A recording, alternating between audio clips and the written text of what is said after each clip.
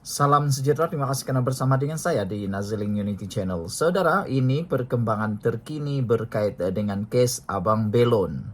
Hari ini Abang Belon mulakan tindakan undang-undang pada pegawai di BKL.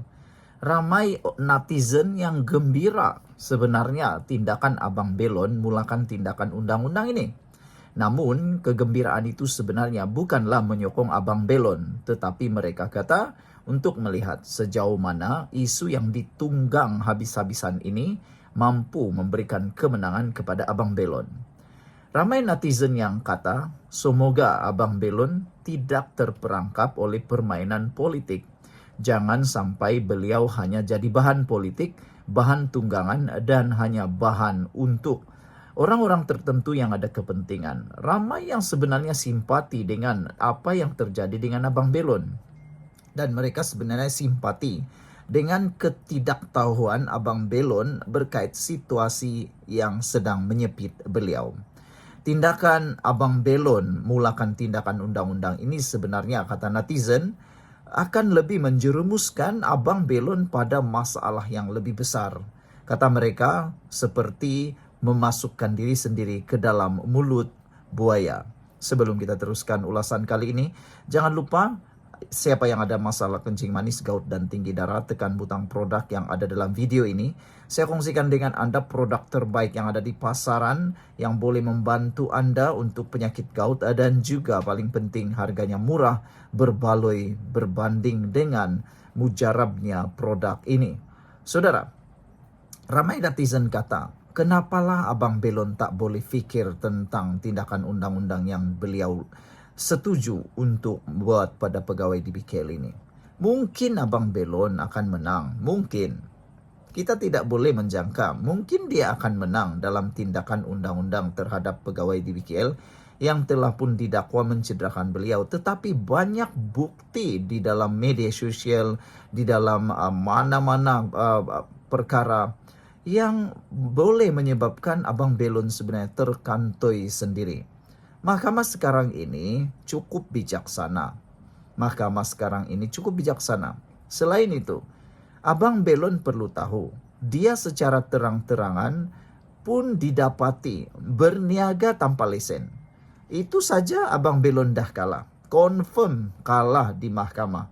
Karena tindakan dia sudah mengaku dia tidak mempunyai lesen perniagaan. Jadi itu sebabnya di BKL berjanji akan memberikan lesen kepada Abang Belon. Tapi Abang Belon seakan-akan macam masih lagi tak sadar diri bahwa dia memang berniaga haram.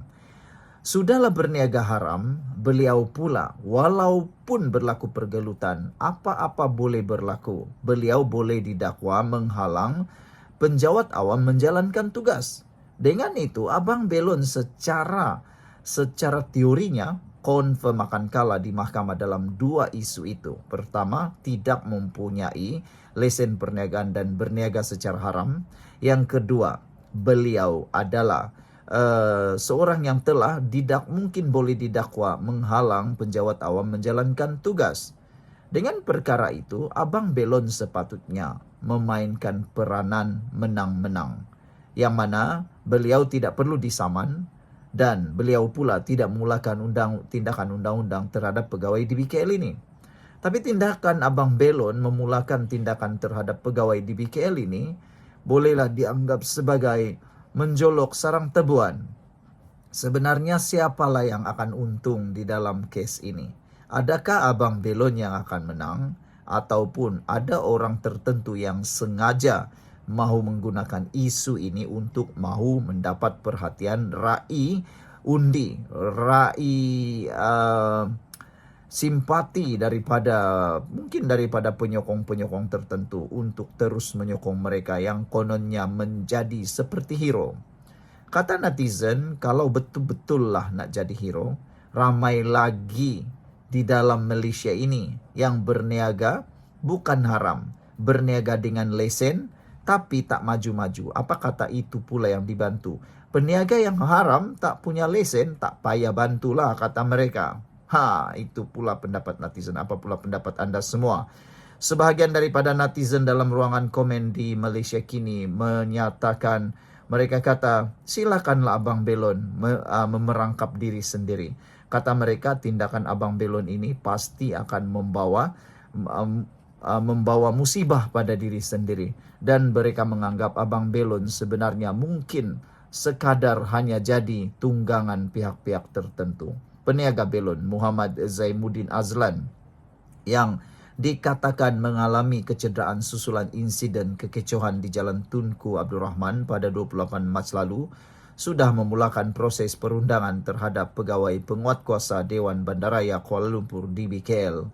Peguamnya Rafiq Rashid Ali berkata mereka sudah menghantar surat kepada pihak DBKL hari ini bagi mendapatkan maklumat lengkap pegawai penguatkuasa terlibat dalam insiden itu sebelum membawa kes tersebut ke muka pengadilan. Katanya surat tersebut ditujukan kepada Datuk Bandar Kuala Lumpur, pengarah undang-undang dan pendakwaan DBKL serta kepada pengarah bahagian penguatkuasa DBKL. Kami secara rasmi memohon penama-penama pegawai penguatkuasa DBKL yang terlibat untuk dibekalkan nama dan pangkat mereka. Kami merasakan ada keperluan mendesak untuk memulakan tindakan undang-undang sivil terhadap pihak pegawai berkenan. Sama ada boleh buat notis tuntutan dulu atau saman terus. Katanya semasa sidang media di Kuala Lumpur. Oh, rupa-rupanya belum lagi. Baru nak minta maklumat pegawai. Bermakna jauh lagi lah. Mereka belum lagi memulakan pun. Baru saja minta maklumat. Jadi sama ada mereka nak tuntutan atau saman, belum pasti. Jadi ramai netizen kata silap-silap hari bulan, mungkin akan tangguh, pikir-pikir demi pikir dan timbang demi timbang. Sejauh mana isu ini akan terus ditunggang, tak tahulah. Pada 6 April lalu, Muhammad Zaimuddin yang dikenali Abang Belon didakwa berisiko lumpuh kekal susulan kecederaan pada tulang belakang ekoran kekecohan yang berlaku dengan penguatkuasa DBKL. Pengamal perubatan swasta Dr. Muhammad Hafiz Rizal memberi gambaran betapa kecederaan dialami lelaki berusia 28 tahun itu sebagai serius berdasarkan laporan awal oleh hospital. Dia berkata kecederaan dialami Abang Belon diklasifikasikan sebagai T12 compression. Rafiq berkata tindakan undang-undang itu diambil selepas pihaknya mendapat laporan penuh perubatan Zaimuddin yang dikeluarkan Hospital Serdang. Jelasnya, laporan rawatan itu mengesahkan berlaku kecederaan dialami anak guamnya akibat kejadian itu yang boleh membawa risiko lumpuh sekaligus menafikan tuduhan dia hanya berlakon. Sampai sekarang Abang Belon masih pakai alat bantuan sokongan. Kita juga sedia pertimbang untuk tindakan terhadap pengguna media sosial yang fitnah Abang Belon, sama ada saman malu, ganti rugi dan sebagainya, kata peguam berkenan. Wow, makin berani makin hebat. Apa-apapun, silakan teruskan tindakan undang-undang terhadap pegawai DBKL ini. Semoga Abang Belon dapat keadilan dan semoga beliau tidak pula masuk di dalam masalah yang baru. Sekian untuk kali ini. Jangan lupa tinggalkan komen Anda.